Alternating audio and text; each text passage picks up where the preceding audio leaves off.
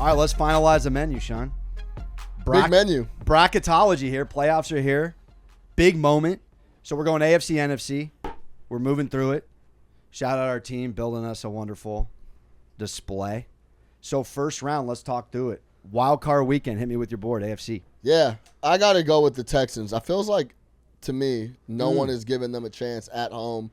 I know that my guy Coleridge Stroud has been under tons of pressure. Yeah. They're missing weapons. I get all of that. I think they find a way to get it done on a team versus the Chargers that aren't very explosive offensively. I think it's going to be a really tight game. I lean the Texans in that spot, so I'll take them to third straight Chargers road game. So you are on the sharp side for those listening. To go to Kansas City and play the Chiefs.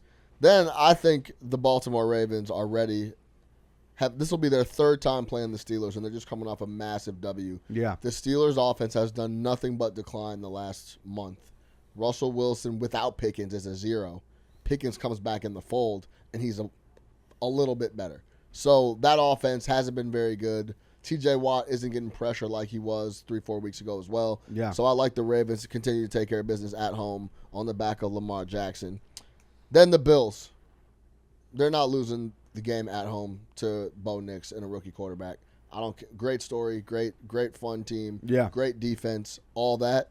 They're not losing to the Broncos at home. Covering 8.5 or 9 is a different question, but they will beat the Denver Broncos at home. Yeah, covering is interesting. Shout out Bo, one of just 4 rookies to cover 11 or more games as a rookie. But as undervalued a dog, all year. Undervalued. I'm in lockstep with you. I'm going to go a little homer here with the Chargers. Only difference, obviously, third straight road game. Definitely on the square side. We should go to Arrowhead. Yeah, let's get there first. The Chargers have an interesting, obviously, mountain to climb here. We remember about the Jags-Chargers fiasco up, I think it was 27-3. Try to put that out of my Men in Black memory. But obviously a tenacious defense, incredible turnover differential club. But to your point, not a ton of explosive weapons on offense. And the Texans get to the quarterback, so it could be a trap game. But I'm with you on Baltimore. They're out there trying Lamar's new cologne. That's how relaxed they are. And then Buffalo, yeah. I could see Josh Allen and them beating the brakes off the Broncos. But I believe, if I heard this correctly, Sean has never not covered as an underdog in the playoffs. Peyton. So I think he's 4-0. So I'll have to go back and check that. But too big of a number. I think I'm going to side with the Broncos with the points, but I'm with you. So let's get to the NFC. Flip the page. I don't think Peyton covered against the Chicago Bears in the snow in the NFC Championship. Underdog? In 2006. Oh, they were They were underdog. Yeah, only underdog cover. All right, we'll look. Yeah, we'll look at that. Might be a loss. I might be wrong on that spot, but yeah, that's a great call out for Sean Payton, the Broncos. They've had a good year. For what it's worth, they went there with Russ and won too. I will say this: a big part of their defense and their success is Patrick Surtain legitimately slows up one half of the field. They get pressure up front, and then they're able to kind of float and delegate everywhere else. Too bad he can't lock down Allen. This guy Josh Allen doesn't discriminate. He'll go to Shakir. He'll go wherever he has to go. There's not like this one big time receiver. I think that's why I misread the Stephon Diggs situation. Diggs leaves. He's like, all right, I'm just gonna loosey goosey go wherever I want with the rock, and if it's not around, I'll run it. I don't feel like I have to cater to Stephon Diggs, and it's worked really well. So Cooper, if there's not a guy decoy that he's looking to get the rock to, Surtain, still DPOY, still the best cover corner in the league, but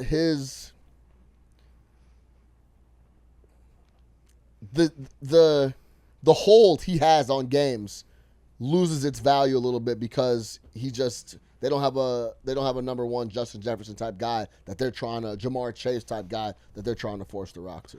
Real quick, Sean Payton did not cover in that NFC Championship. 39-14, all-time great day for Bears fans. All-time great. That's the only reason I remember that, because it was an all-time great day. We rolled the Saints and Sean Payton. It was snowing. They couldn't hang with us, and we were going to the Super Bowl. It was a great game. All right, let's get NFC with it. Chicago Bears fans. I'll go first. Yeah. NFC. I got the Commanders. Week 1 rematch. Going down to the pirate ship, catching a dub.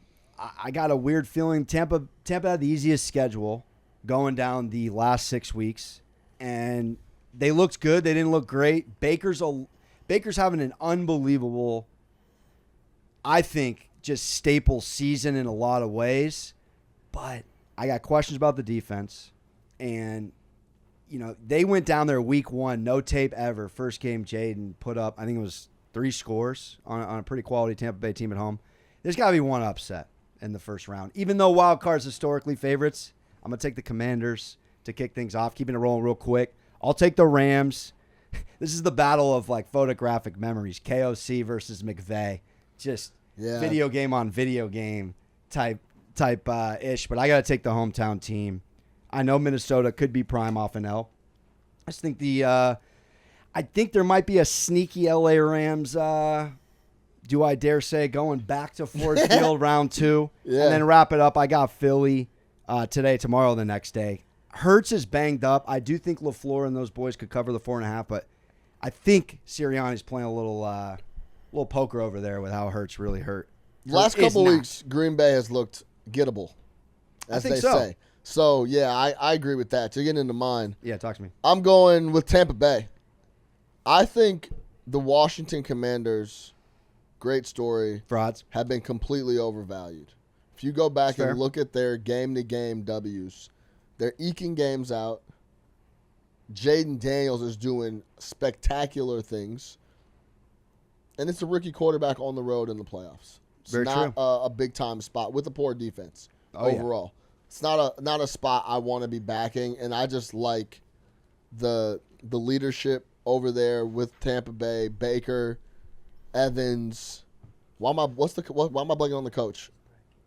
Bulls, Todd Bowles. So, yeah, I got to go Tampa. I think they get it done. Real quick, quarterbacks making their first playoff start versus quarterbacks who have playoff experience. To Sean's point, 19-31-1 against the spread, 34%. So I'm going against history. It's a spot. I got to back Tampa Bay and Baker. They played really well down the stretch, even though that schedule was soft. I'm also going Philly. I'm a little worried about the Jalen Hurts concussion protocol because this is not my wrist hurts. Are you going to practice or not? You have to get cleared. Yeah. You have to get through protocol. So what happens if you don't get through protocol till the end of the week? Then you missed all of practice. You haven't played in a couple weeks now. You haven't practiced in 10 days. And now you have to play a good Packers team in the playoffs. Don't love that. They are getting a week of rest. Saquon, we know, of course. Lane Johnson, the guys, took the week off. But keep an eye on that injury report. But I will take Philly at the crib. And I got to go Minnesota. All right. I think we're overreacting a little bit to what has happened the last couple weeks for Sam Darnold. I still think overall they're a better team and have been more consistent throughout the year than the Rams. It's going to be a tight game. It's going to be tough. McDermott is not a guy I like to fade when we're talking about X's and O's and being in his own building. But there will be a lot of Minnesota Vikings fans in that building as well. There will. Keep an eye out for that. Flores, pressure on Stafford. Will he be able to get the ball out quick to guys like Nakua and the rest of them? We'll see. But, yeah, I like Minnesota to bounce back. And that's where we're at. All right, let's go back to the NFC. Moving on the next two. Yeah. Let's go quick. Yeah, despite me almost wanting the Rams, I could get behind you on Minnie. So I'll take chalk with you. For all that, we get to the same place in the NFC Championship in Detroit, Michigan. Yeah, and staying here, I think we're in lockstep. You've been on them all year. I thought the NFC was wrapped up week 18, and the North was won, and I don't watch Game of Thrones, so I got nothing, no puns for you, but the North was defended. You don't watch Game of Thrones? Won. Man, I watch ball. You need to watch Game of Thrones. You should go watch that. I know. I just watch ball. I got to watch Jackal before I watch Game of Thrones. Yes, you do. The Jackal. So we both. You want to do the official move the Lions for us? Yeah. We're both going to Detroit? Got to. I told you, man. Look, coming into the year, they're the details if you're trying to pick squads. Like, they played 14 of 17 indoors. Yep. Jared Goff loves to play indoors. It's stuff like that that was always going to get you a really good opportunity to get the number 1 seed. And then when you get the number 1 seed, it's such a one less game in the NFL in an elimination. And we did the numbers on Better Half. So there's been 8 years of 7 seeds. And how many times has a 1 seed inked the Super Bowl berth? 4 of the first 8 seasons. Only 1 seed has won it all, Chiefs in 2022. So it's obviously half the time you get there. Yeah. In the 7-team wild card. And you saw a little preview of that Week 17 game. Sunday Night Football, crowd was rocking. It's going to be a really good atmosphere in Detroit. Tough place for visitors to come in and get a win. All right, AFC. I'm more curious. We obviously got the former San Diego Chargers losing. We're back. But would the game of the playoffs be Buffalo-Baltimore? I think you can make the case. Second round. It's going to be really good. Who has the luxury to go against the Chiefs at Arrowhead? We know round 1, Baltimore smoked Buffalo. The scoreboard does not dictate it. Bills came back on some NBA backdoor cover-ish. Not who you think wins, because we both like Baltimore. Would you rather see Chiefs-Bills, Josh versus Pat? That narrative. We were just talking about this. If King Henry was not on the Ravens, yes. I so badly want to see what this... I actually had this kind of revelation that the Ravens are actually... It sounds ridiculous, but they're almost more comfortable in this less pressured 3 spot than the whole weight of the world on them with the 1 seed in the bye. I agree. And I think them going with King Henry... You saw it last year. Exactly. And them going... Now you can make the case, in a weird way, Lamar still has playoff pressure, but he will have won 2 games by that point. It's going to be fascinating to see if the Chiefs actually have the pressure on him because of the 3-time champ. No one's done. And then I'll allow you to do the honors. I feel we're in lockstep. I can't fade him. He's joining us. He cost me thousands last year. I know. In all honesty. And I faded him 2 years ago. I thought I was just a year ahead of you. The year to get him was last year. And they didn't get him. The year to get Pat Mahomes is who we're talking about. Yep. To go on the road and then have him in your building coming off one of the best years, potentially in franchise history, that Baltimore had him in. And you let him off the hook. And now you're going to have... I can't see Lamar Jackson, as good as he's been this year, and he's as good as he's been in his career, playoff numbers aside, going into... I don't see anybody going into It would be Arrowhead. Henry. It would be give the ball to this man for 35 carries to run for 170 and 2 scores. That is the only way. Because Stevie Spags will take that tape from last year, put it in like a good old VHS, and run it back. But you cannot cap a guy that runs harder in the 4th quarter than the 1st. He's been that way his whole career. Yeah, it's true.